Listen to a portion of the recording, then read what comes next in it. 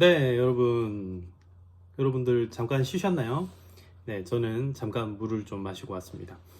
자, 지금부터 191페이지에 나오는 이사야 말씀을 같이 이제 살펴보도록 하겠습니다. 오늘 이사야 말씀은요, 아, 내용이 상당히 많습니다. 왜냐하면 1장부터 지금 66장까지 나오는 이 내용이 아마도 지금 우리가 읽었던 성경 중에서 거의 제일 긴 성경 지금 내용이지 않을까 싶은 그 시편 제외하고요. 그래서 이 내용이 상당히 많은데, 그래서 이 내용을 일일이 이제 뭐 장별로 어떻게 이렇게 하기는 어렵고요. 그런 내용들은 또 다음에 이제 기회가 있으면은 그런 걸 좀 꼼꼼하게 살펴보기로 하고요. 오늘 이 바이블 키에서 살펴볼 내용들은 이사야서를 이런 흐름으로 보시면 좋다. 그런 것들을 한번 말씀드릴 테니까 차근차근 여러분 이해가 잘 안 되시면은 책을 다시 읽으시면서 이 강의를 다시 한번 들어보셔도 좋을 것 같아요. 저는 이 책 내용을 중심적으로 해서 같이 한번 읽어가 보도록 하겠습니다. 191페이지 여러분 보시고요. 다시 보도록 합시다. 제일 위에입니다. 이사야 선지자. 이사야 선지자는 주전 740년, 이제 여기 이런 말씀이 나오죠. 유다의 우시아 왕이 죽던 해에 부름을 받았다라는 내용이 처음에 이제 딱 등장을 하죠. 그래서 주전 681년까지, 이런 내용들이 이제 성경에 나오는 내용들입니다. 그래서 유다와 예루살렘에 대한 심판 그리고 구원의 말씀을 전한 선지자이다. 이 시대에는 요담과 아하스와 히스기야가 차례대로 이렇게 통치했던 기간이라고 이야기를 합니다. 이사야서에서는 이사야가 주로 활동했던 시대, 즉 아수르가 강대국으로서 팔레스타인 지방을 위협하던 8세기에 대한 하나님의 메시지뿐만 아니라 바벨론에서 포로로 잡혀가 있는 하나님의 백성들의 귀환 그리고 이후에 예루살렘의 회복에 대한 말씀도 기록되고 있습니다. 또 이사야는 시온의 위기, 멸망, 회복 등으로 대표되는 유다의 심판과 구원뿐만 아니라 주변 국가의 임박한 심판과 회복에 대해서도 예언하고 있습니다. 더 나아가 먼 미래에 이루어질 종말론적인 메시지도 여기 다 담겨 있다. 이사야는 시편 다음으로 신약 성경에서 가장 많이 인용되는 성경입니다. 네. 예수님께서 가장 많이 인용하셨던 성경 가운데 하나가 이사야서 말씀입니다.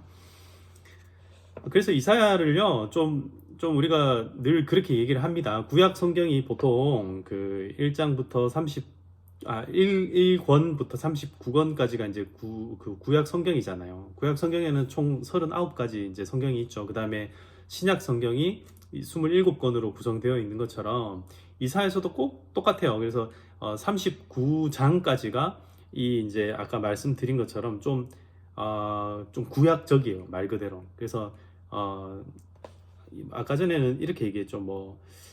주로 이제 이사야가 활동했던 시대다. 또 아수르와 강대국으로서 팔레스타인 지방을 위협하던 8세기에 대한 하나님의 메시지다. 그 당대의 어떤 메시지다라고 얘기하는데 느낌이 안 좋아요. 어둡고 심판하고 뭐 이런 내용들이 이제 주로 이제 적혀 있기 때문에 그걸 읽고 있으면 막 마음이 떨려요. 무서워요. 그런데 그래서 여러분 마음이 힘들고 어려울 때 뭐가 위로가 되냐면 이 40장부터 그 다음 나오는 이제 66장까지 계속 27장, 마치 신약 성경 27권처럼 이 27장의 성경을 읽어보면은 회복에 대한 메시지들이 많이 나옵니다. 이스라엘 백성들 내가 이렇게 회복해 주겠다. 그럴 수밖에 없죠. 이제 죄로 똘똘 뭉쳐진 사람한테는 심판에 대한 메시지가 필요한 것이고요. 그 다음에 이제 회개하고 나온 사람에게는 여러분 어떤 메시지가 필요하겠습니까? 그래도 너 그때 잘못했잖아. 이렇게 과거를 드러내는 것보다는 회복에 대한 메시지, 괜찮아. 그래도 내가 널 받아줄게 라고 하는 그런 메시지가 필요한 거죠. 그래서 하나님께서는 이렇게 구분해서 이사야에게 메시지를 전하게 하고 있다. 자, 역사적인 배경을 살펴보면요. 이사야서의 저자는요, 이사야죠. 기본적으로 이사야인데요. 이 이름의 뜻은 여호와가 구원하신다. 엘, 이런 거 들어가는 건 다 하나님이죠. 그래서 야라고 하는 거, 이사 하는 것은 하나님께서 구원하신다. 이런 뜻이다. 그는 아마도 예루살렘에서 태어나 그곳에서 교육을 받았을 것으로 봅니다. 그리고 결혼했고요. 적어도 두 아들 스알 야숲과 마헬 살랄 하스바스, 이름 좀 어렵죠. 이 아들을 낳은 것으로 기록이 되어 있어요. 정치적으로 매우 혼란한 시대에 사역을 했죠. 우시아 치하에서 주목할 만한 경제적 군사적 성장을 이루었던 유다에서 우시아의 죽음은 충격적인 것이었다. 우시아 시대의 물질적 부유함과 도덕적 신앙적 타락의 기조는 요담 시대에도 계속된 것 같다. 우시아 왕이요, 처음에는 좋은 왕이었어요. 그런데 후에 좀 타락을 하죠. 그래서 그런 모습들이 아마 요담 시대에 이어졌을 것이다. 그런 얘기하는 겁니다.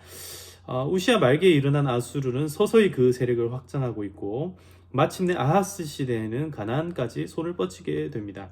요담의 아들 아하스 왕은 우상을 숭배하고요. 아람, 북이스라엘의 동맹에 침입 때에 하나님보다 아수르를 더 의지하게 되는 거죠. 이웃에 대한 공격을 막기 위해서 그 너머에 있는 강대국의 손을 잡았다. 정치적으로 똑똑하고 지혜로운 판단일 수 있습니다. 그러나 하나님께서는 그걸 원치 않으셨죠. 자, 아무튼 이러한 국제 정책, 아하스의 이런 국제 정책은요, 결국 유다가 아수르의 속국이 되어버렸다. 그렇게 되게 만들었고요. 그 다음에 히스기야 시대에는 아수르가 유다를 침략하는 길을 결국 열어주게 되었다. 아스의 후계자였던 히스기야는요, 다윗 이후에 가장 선한 왕 가운데 한 명이다. 이렇게 평가를 받고 있죠. 이 히스기야 왕은 종교 개혁도 하고요. 그리고 독자적인 길을 걸어갑니다. 아주 훌륭한 왕이었어요. 이 아수르의 산헤립이 유다의 성들을 막 정복하고 심지어 이제 마지막 그 수도였던 예루살렘을 포위에 들어가죠. 근데 이때에 이사야의 계시와 히스기야의 기도를 통해서 예루살렘은 구원을 경험하게 되는 거죠. 거의 같은 시기의 무렵에 히스기야가 병들었는데요. 기적적으로 회복됩니다. 너의 수명을 더 연장시켜 주겠노라 이렇게 하는 말씀하셨죠. 15년 수환을 연장받았다. 이 기간 동안 하나님이 히스기야를 번영케 하셨고요. 히스기야는 장차 있을 아수르의 공격에 대비하고요. 예루살렘과 유다를 견고하게 만듭니다. 하지만 그가 바벨론 왕 무로닥 발라단의 이 사신들에게 그의 보물과 무기고를 보여주죠. 그래서 제가 이 말씀 보면서 저희 아이들에게 그런 얘기를 자주 합니다. 너희들이 갖고 있는 재산을 남들에게 함부로 보여주는 것이 아니다. 함부로 네가 갖고 있는 것을 자랑하지 말아라. 실컷 보여주고 난데 그거 다 뺏기게 되죠. 그래서 여러분 함부로 보여주지 마세요. 여러분 통장 남들에게 함부로 보여주지 마세요. 아무튼 사실 이게 이제 히스기야의 어떤 불신앙적인 모습이었다고 그러고 이제 볼 수 있기 때문에 그런 거예요. 그리고 이제 나중에 결국은 이제 바벨론에 의해서 그 보여줬던 것들 다 빼앗기게 되는 장면들 나오고요. 멸망을 암시하고 또 바벨론으로부터의 구원을 예언하는 또 40장, 45장 이런 것들을 해석하는 배경이 될 수 있다. 그래서 이사야서를 쭉 읽어보면 사건들도 나온다. 그런 것들 우리가 볼 수 있습니다. 이사야 말씀의 구조를 보겠습니다. 192페이지 구조. 이사야서는 크게 세 부분으로 나누어진다. 아까 전에 제가 1장에서 39장, 그 다음에 나머지 이제 40장에서 66장 이렇게 제가 두 파트로 나누어 드렸는데요. 이걸 조금 더 구체적으로 나누고 있습니다. 그러니까 이 첫 파트는 그대로 갑니다. 큰 뭉치 1에서 39장 그대로 가고요. 그 다음에 이 뒤에 나오는 요 파트를 두 부분으로 나오는데 그것은 여기 나오는 것처럼 40장에서 55장까지. 그 다음에 56장에서 끝까지. 자, 한번 봅시다. 이게 이제 역사적인 사건과 관련되어 있는데요. 아수르와 관련된 부분은 1에서 39장. 바벨론 포로들의 귀환과 관련되어 있는 것은 40에서 55장. 귀환 이후에 예루살렘 회복을 다룬 것은 56장에서 66장. 먼저 1에서 39장에는 아하스, 히스기야 이런 이제 이스라엘 왕들이 등장을 하고요. 그다음 왕에 대한 예언들이 나옵니다. 시온이 유다 지도자들의 타락으로 말미암아 아수르의 침략과 어떤 그런 위기들을 맞이하게 되는데 은혜로 극적인 구원을 받게 되죠. 이 과정에서 이사야 선지자는 왕과 백성들에게 그리고 하나님의 심판의 도구였던 아수르에게 멸망될 주변 열방들을 의지하지 말고 오직 하나님만 의지할 것을 지속적으로 촉구합니다. 다른 거 의지하면 안 된다는 거예요. 그와 다르게 40장, 55장을 보면요. 바벨론 포로들 가운데 이제 남은 자들 그리고 그들의 회복과 구원에 초점을 맞추고 있고요. 그래서 심판보다는 바벨론으로부터 이제 포로들이 귀환할 것이다. 포로 귀환에 대한 구원의 메시지 주류를 주류를 이루고 있다. 전반부에 이스라엘 왕들과는 다르게 하나님께서 이제 그 페르시아 왕인 고레스를 이제 왕으로 세우시면서 그를 이제 구원자로 이렇게 등장을 시킵니다. 이게 좀 특별하죠. 그러니까 이방인의 왕은요 주로 침략자인데, 근데 이제 이 고레스 왕은 하나님의 도구로서 이렇게 나타난다라는 거죠. 하지만 궁극적으로는 여호와의 종이 이제 나와야 돼요. 이 여호와의 종은 결국 예수님입니다. 근데 예수님까지 바로 이제 즉각적으로 연결된다기보다는 그 과정에 있는 수많은 여호와의 종들이 있을 수 있습니다. 그래서 이스라엘 열방과 그 열방의 구원의 어떤 중보자가 된다는 것, 그리고 공평과 정의가 이루어지는 시온의 회복을 통해 이스라엘의 남은 자와 열방의 구원이 예언되고 있다. 자, 이런 내용들을 이렇게 표로 지금 이렇게 세 가지로 구분이 되어 있습니다. 예, 크게는 두 파트로 나눌 수 있고, 작게는 이렇게 세 파트로 지금 나눠져 있다. 이사야서가 이렇게 세 부분으로 나눠지는데요. 전체적으로는 시온의 위기와 구원, 멸망과 회복을 통해 영화롭게 된다라는 큰 주제로 연결되고 있어요. 그러니까 너네 잘못했으니까 벌 받아야 돼. 그러나 벌 받는 것으로 끝나는 것이 아니라 너희들 다시 회복해 줄게. 예, 여기까지 쭉 나가야 된다라는 겁니다. 그래서 이사야 선지자 말씀을 하루하루 읽어가는 건 좋은데요. 너무 거기에 이제 막 저게 해가지고 좌절하거나 막 그럴 필요는 없다라는 거죠. 쭉 끝까지 우리가 회복되는 데까지는 쭉 나가야 된다. 불의한 성읍 소돔과 고모라로 불리던 시온이 이제는 의의 성읍으로 회복될 것이고요. 새 하늘과 새 땅으로 변화될 것이다. 이런 시온의 심판과 구원을 이루시는 하나님은 이스라엘의 거룩한 분이시다. 뭐 이런 내용들이 계속 반복되죠. 하나님이 거룩하다. 하나님은 거룩하다. 이 이스라엘의 거룩하신이라는 호칭은 이사야에서 무려 26번이나 등장을 한다. 근데 다른 성경에는 6번만 나오거든요. 그래서 거룩한 하나님 이렇게 얘기를 했을 때 이사야에서 우리가 많이 봤던 그런 말씀이다. 왜 그런 호칭을 쓰는가? 이 호칭은 온 세상을 다스리는 이스라엘의 거룩하신 왕이 누구라는 거예요. 지금 이스라엘에 세워진 그 왕들이라는 게 아니라 하나님께서 진짜 이스라엘 왕이기 때문에 그렇다라는 거죠. 그래서 하나님의 주권과 위엄을 강조하고 있다. 하나님의 구원은요, 다윗 왕가의 왕인 메시아 그리고 여호와의 종이 담당하게 될 것입니다. 그리고 이 밖에도 여호와의 영광, 그리고 공평과 의, 포도원의 노래, 낙원의 모습, 뭐 이런 낱말과 주제들을 통해서 이사야 각 부분들을 서로 우리는 연결해서 이해할 수 있다. 다음 장 넘어갑니다. 예언 모음을 마무리 짓는 또 찬송들, 뭐 이런 것들이 곳곳에서 나타난다는 것도 공통적인 특징이 된다, 현상이다. 예, 나와 있죠. 자, 이제 내용으로 들어가겠습니다. 드디어 내용이 들어갑니다. 잘 봅시다. 유다와 예루살렘의 심판과 구원, 1장에서 12장까지죠. 지금 39장까지 이제 쭉 이제 첫 번째 내용에 이제 이사야가 살고 있는 시대의 내용들이 쭉 나올 겁니다. 1장 12장은 자, 유다가 어떤 잘못을 했는가 이제 그걸 보자라는 거죠. 예, 표제부터 한번 볼게요.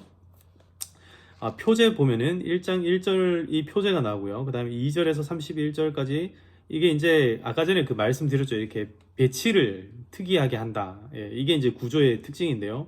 이 보시면은 부패한 이스라엘의 죄의 고발과 공평과 의가 없는 시온이 먼저 이제 나오고요. 그 다음에 열방의 시온 순례, 그 다음에 교만한 유다와 예루살렘에 대한 하나님의 심판 선언, 그 다음에 시온의 구원, 다시 또 부패한 이스라엘의 죄와 고발, 공평과 의가 없는 이스라엘 포도원의 노래로 이렇게 이제 첫 파트가 나타나고 있고요. 그 다음 중간에 이사야의 소명, 이사야가 이런 상황 가운데 소명을 받게 됐다. 이제 1인칭으로 나오고요. 그 다음에 7장부터 11장까지 쭉 이런 내용들이 나오게 됩니다. 그 다음 12장에 가면은 구원을 축하하는 찬양시가 나오게 됩니다.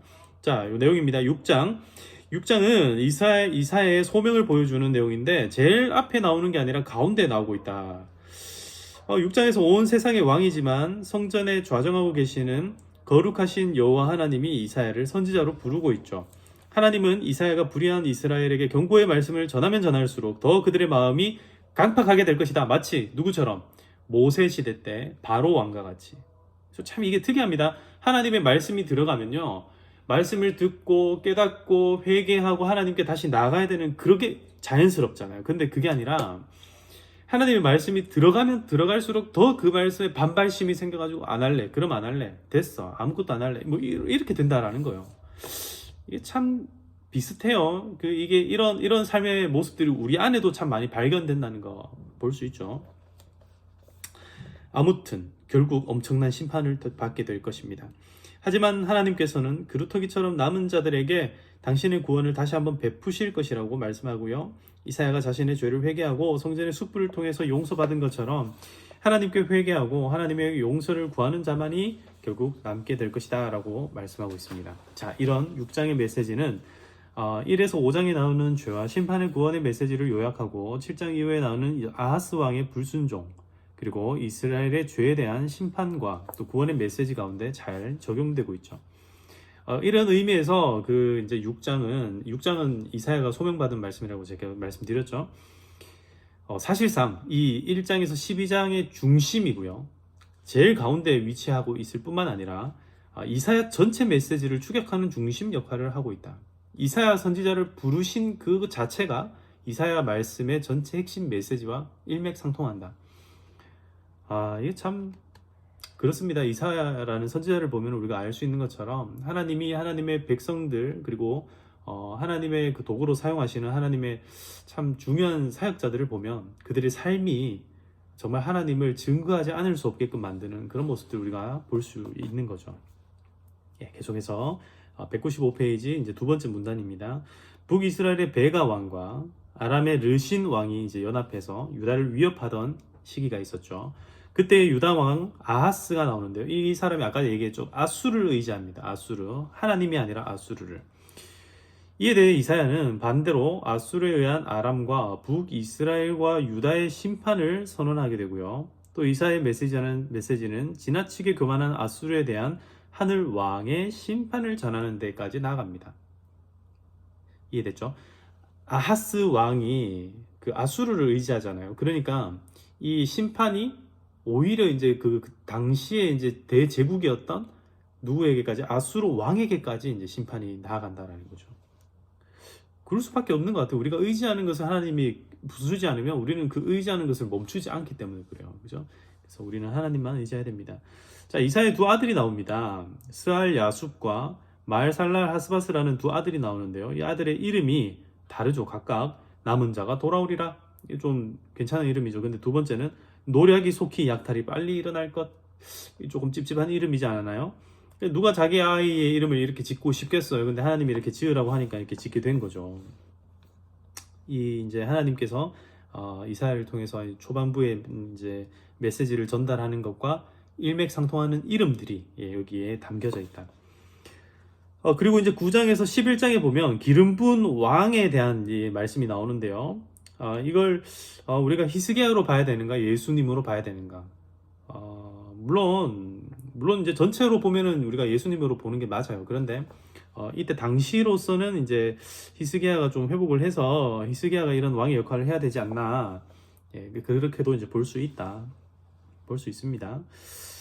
하나님의 구원에 대해서 찬양의 노래를 드리고 있고요. 이런 점에서 1에서 12장은 요 초반부는 이스라엘 죄악에도 불구하고 하나님의 나라를 심판하고 회복하실 하나님의 의지를 보여주는 이사야서 전체 메시지의 축약이다, 이렇게 보고 있다라는 거죠. 자, 그다음 넘어가 봅니다. 이제 이스라엘에게 이제 하고 싶은 얘기를 했어요. 그러니까 유다에게 자기가 하고 싶은 말씀을 전했으니까 이제 누구에게 그다음에 메시지가 이어지냐면 유다를 둘러싸고 있는 열방들에게 경고의 메시지가 나옵니다. 바벨론, 보세요. 여기 196페이지 열방에 대한 경고의 메시지 보시면요. 바벨론, 아수르, 대제국들이죠. 바벨론과 아수르는 이 나라들부터 시작해서 블레셋, 모압, 그 다음에 다메섹, 그 다음에 이스라엘 위쪽에 있는 나라, 블레셋, 모압은 왼쪽에 또 오른쪽에 있는 나라들, 막 이런 나라들에게 막 경고를 하세요. 그리고 열방, 구스, 애굽, 완전히 이제 밑에 있는 나라들이죠. 그 다음 바벨론에 대해서는 또 한 번 경고를 합니다. 바벨론에 대해서는 아주 경고를 자주 하고 계시죠. 두마에 대한 경고도 하고요.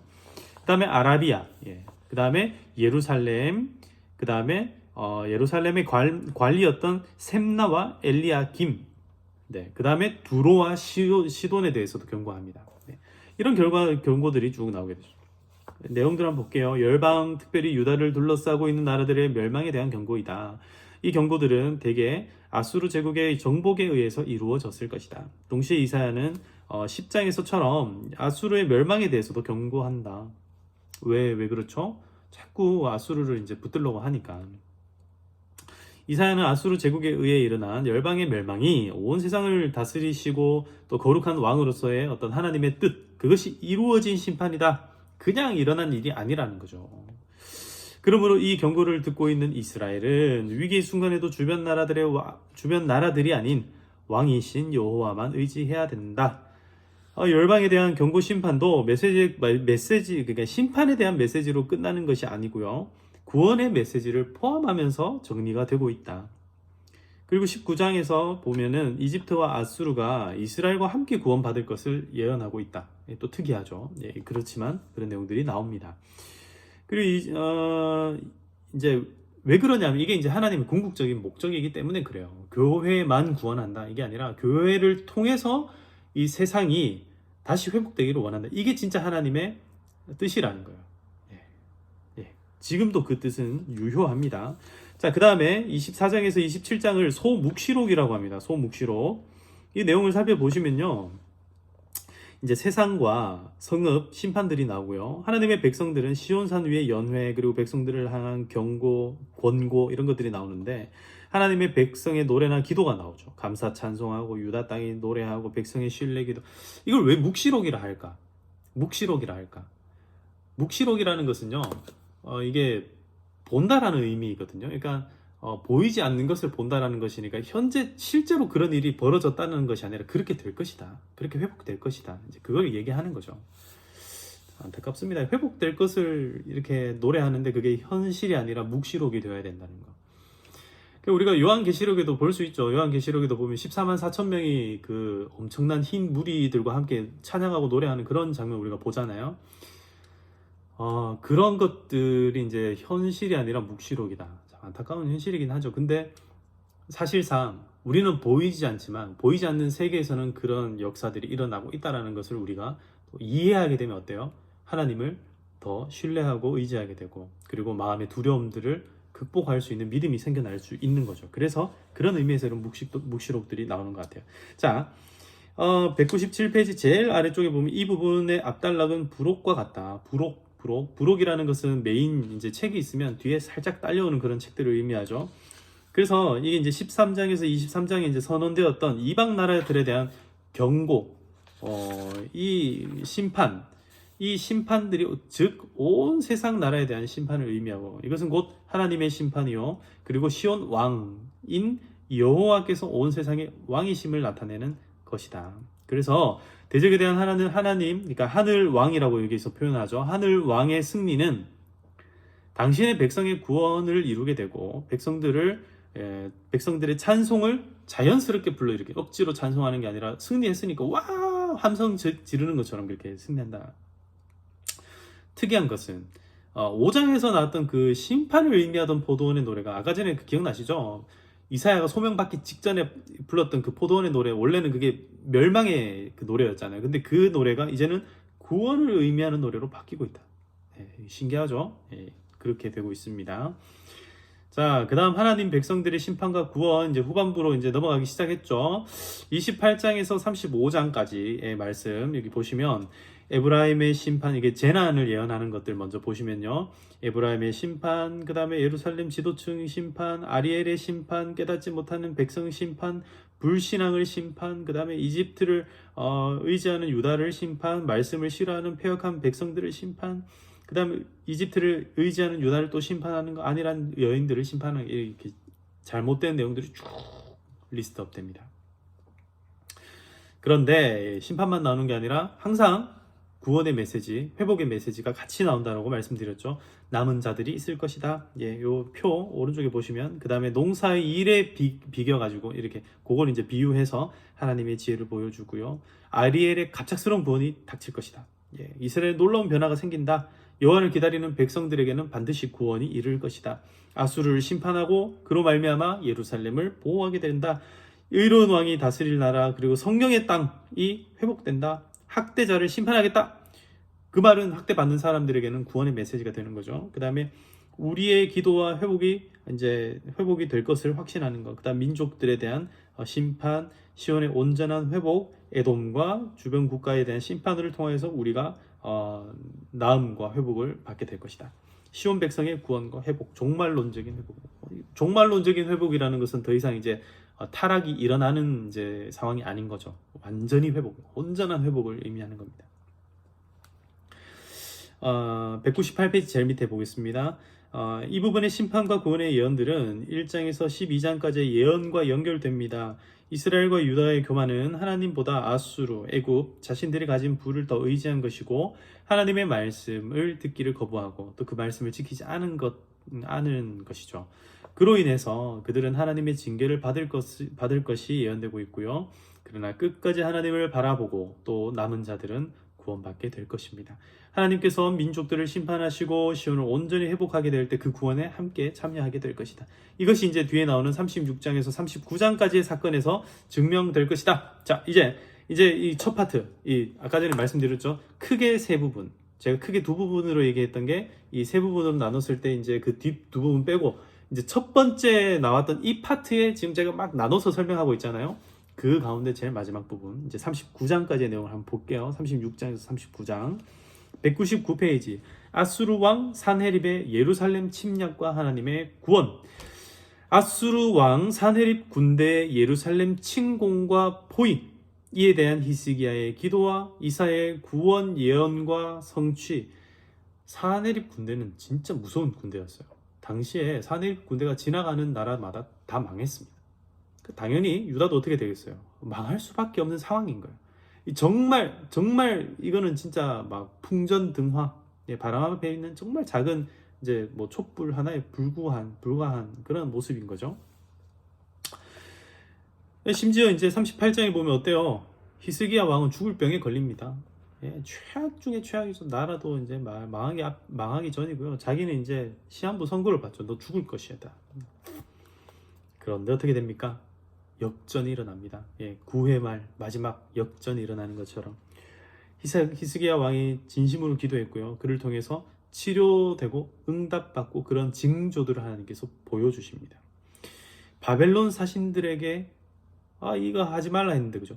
모든 보물들을 보여줘요. 히스기야 왕이 이 경솔한 이 모습들. 그래서 이사야를 통한 또 이 심판이 이제는 아수르에게는 건짐을 받지만 결국은 바벨론에게 멸망당하게 될 것들, 이런 것들이 이제 예고되고 있다. 자, 넘어갑시다. 200페이지입니다. 200페이지. 자, 드디어 이제 마지막 파트의 첫 파트입니다.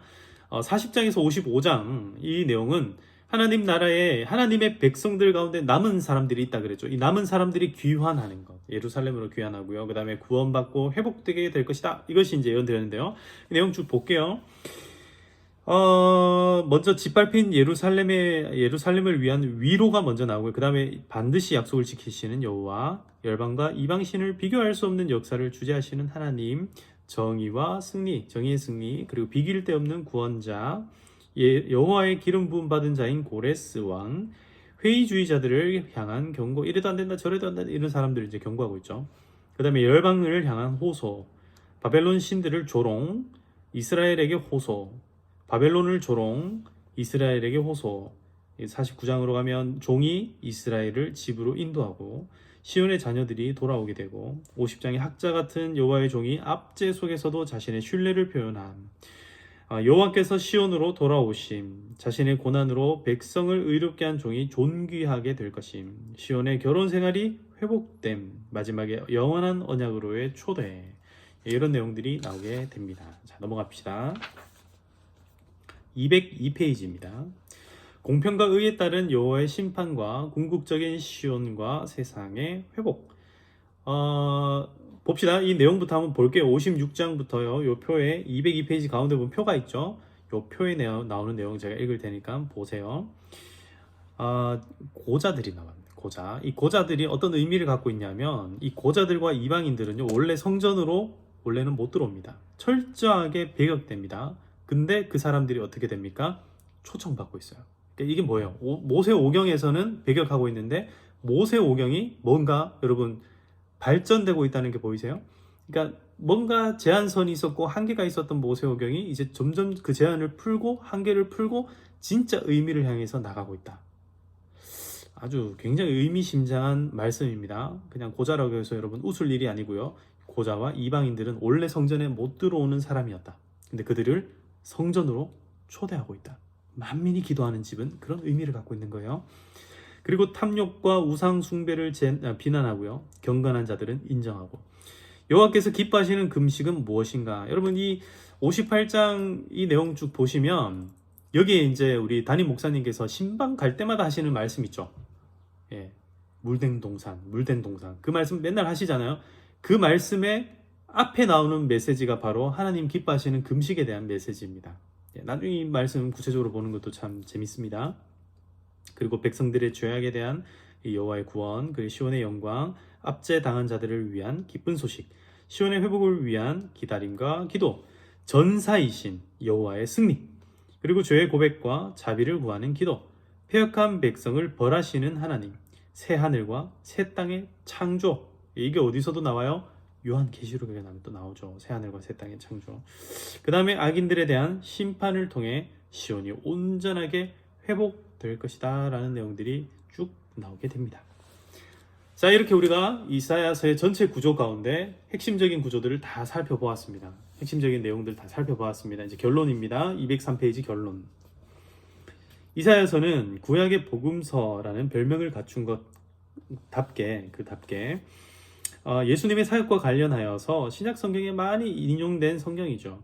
이사야서의 예언들은 궁극적으로 예수 그리스도와 그의 교회 가운데 이루어집니다. 그리고 하나님의 나라가 완성될 마지막 날에 완벽하게 성취될 것입니다. 광야에서 외치는 소리로서 그 광야에 외치는 소리로서 온 그 세례 요한 있죠. 세례 요한. 이 세례 요한의 안내를 받아 누가 옵니까? 구원하시는 메시아요. 그리고 왕으로 이 땅에 오신 예수님이 오죠. 그 예수님이 어떻게 하시죠? 공평과 정의로 통치를 하시고 하나님의 왕으로서 사역하시죠. 그런 다음에 이제 우리가 신약을 보면 아주 구체적으로 나와 있겠죠. 그리고 여호와의 종으로서 참 중요한 내용입니다. 백성의 질고와 죄악을 담당하시기 위해서 십자가에 죽기까지 하셨다. 사실은요, 십자가라는 어떤 형벌의 그 틀이 중요한 건 아니에요. 십자가라는 어떤 형벌의 틀이 중요한 게 아니라 예수님께서 피 흘려주셨고 죽음을 당했다. 고난을 대신 당해 주셨다라는 게 진짜 중요한 내용이에요. 예, 그래서 십자가를 너무 막 형상화해서 그걸 마치 우상처럼 섬겨서도 안 됩니다. 예수님의 죽음과 그리고 그 부활에 우리는 더 의미를 담아야 됩니다. 그리고 이제 예수님이 사역을 시작하면서 인용한 메시아 61장 1절에서 2절까지의 내용. 이것은 누가복음 4장 17절에서 19절에 인용되는데요. 이것은 에티오피아 내시가 읽었던 성경 본문으로서 이사야 53장 7절에서 8절이었죠. 그리고 예수님 시대의 완고함은 이사야 시대 백성들의 그것과도 비교된다. 비슷하다라는 거죠. 잘 안 변해요, 사람들이. 예수님의 사역에 의해 하나님의 용서와 공평 그리고 의를 회복한 하나님의 백성들은 새로운 시온, 즉 교회로서 회복되고 다시 이루어지게 될 것이다. 새로운 시온인 교회는 어떻게 합니까? 하나님의 빛을 발해야 됩니다. 네, 하나님의 빛을 발하라. 이스라엘의 남은 자들과 이방인들이 그 빛을 보고, 다음 장입니다. 204페이지, 주님께로 돌아오고 있다. 예, 여러분들을 통해서 다시 돌아오고 있습니다. 여러분 그걸 믿으셔야 됩니다. 이 시온은요, 마지막 날에 새 하늘과 새 땅이 되어서 이제 죄도 없고 오직 하나님의 빛이 되시는 영광스러운 도성으로 변하게 될 것이다. 여러분 그 태양에 수명이 있다는 거 아시죠? 태양과 달도요 수명이 있어요. 얘네들도 결국은 빛을 잃게 되고 결국은 망가지게 됩니다. 영원히 그 빛이 없어지지 않는 거. 진짜 생명을 공급하시는 것은 하나님이십니다. 하나님의 빛이 우리에게 생명을 공급한다. 그래서 마지막 해함도 없고 상함도 없고 영광스러운 하나님의 나라가 완성될 것이다. 여러분 이것이 바로 이사야입니다. 이사야 말씀은 이사야 시대를 담고 있고요. 또 이사야 이후의 시대들을 예언하고 있습니다. 어떻게 보면 암울하고 어떻게 보면 참담한 그런 장면들이 계속 나타나고 있지만 그 가운데서도 하나님께서 하나님의 백성을 구원하시고 우리를 건져내시기 위해서 얼마나 애쓰고 있는가 하는 것들을 계속해서 이사야 말씀이 우리에게 말씀하고 있다. 자, 오늘 어떠셨어요? 오늘 이사야 말씀을 배웠고요. 앞에서는 이제 우리가 선지서 말씀이 대충 이렇게 될 것이다라는 것을 배웠는데, 지금도 이사야 말씀이 너무 어려우신가요? 이사야 말씀을 너무 어렵게 생각하지 마시고, 여러분들이 힘들고 어려운 상황들을 이사야 말씀에 한번 이렇게 접목해 보는 것은 어떻겠습니까? 도저히 바뀔 수 없을 것 같은 상황. 히스기야 왕은 자신이 시한부를 선고받았을 때 하나님 앞에 엎드렸잖아요. 그래서 15년 그 수명이 연장되었죠. 지금도 수많은 시한부 인생을 선고받은 사람들이 하나님 앞에 엎드리면서 이 히스기야 왕의 기도를 따라하거든요. 그런 것처럼 우리 삶 가운데도 하나님 앞에 엎드려서 기도해야 될 때가 있다는 것을 기억하시고, 그리고 하나님께서 이사야를 통해서 그 당시만 보여준 것이 아니라 결국 하나님께서 이끌어 나갈 하나님의 나라가 어느 방향으로 가게 될 것이다라는 것을 보여줬듯이, 저와 여러분들의 삶 가운데서도 지금은 막막한 것 같아요. 내가 지금 당장 이렇게 한다고 해서 뭔가 구원의 역사가 진짜 일어날까 싶을 때도 있어요. 요즘에 이제 작은 개척교회들이 어려움 당한 것들 소식을 많이 듣습니다. 오늘 이 강의를 같이 들으시는 시온성 교회를 위해서도 우리 같이 한번 기도해 주시길 바라요. 근데 이 어떻게 보면 참 작은 역할이지만, 뭐 작은 개척교회들만을 의미하는 게 아니라 우리도 역시 마찬가지. 우리 한 사람 한 사람 밖에 내놓으면 작잖아요. 우리가 선두교회로 모여 있으니까 큰 것 같은데 우리 한 사람 한 사람 참 작거든요. 근데 이 작은 인생을 통해서 하나님께서는 놀라운 하나님의 나라를 계속해서 연결하시고 이어가시고 마지막에 그 새 하늘과 새 땅을 향하여서 들어가게끔 해주신다. 여러분, 이 메시지를 우리가 품고 살았으면 좋겠습니다. 나와 내 자신을 위해서, 그리고 내 가족을 위해서, 내 자녀들을 위해서, 이런 것들을 좀 마음에 소망하고 품고 기도할 수 있는 오늘 하루 되시기를 바랍니다. 오늘 참 긴 시간 강의 들어주셔서 감사하고요. 다음 시간에 또 뵙도록 하겠습니다. 감사합니다. 잘 들어주셔서 감사합니다. 좋은 하루 되세요.